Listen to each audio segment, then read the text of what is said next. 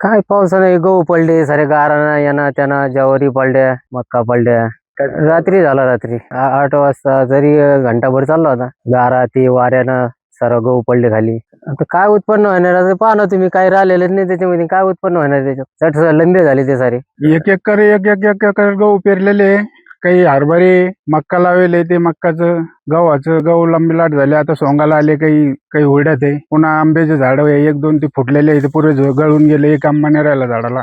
मागणी काय आता हे पाणी करून आम्हाला काय त्याचा मोबदला भेटेल ते चांगलं.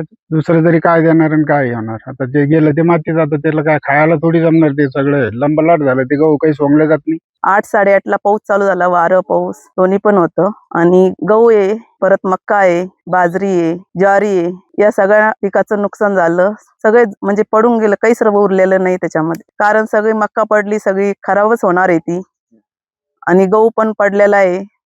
गहू पण आता म्हणजे याच्यात हुरड्यात पण नाही अजून, त्याचा काहीच उपयोग नाही.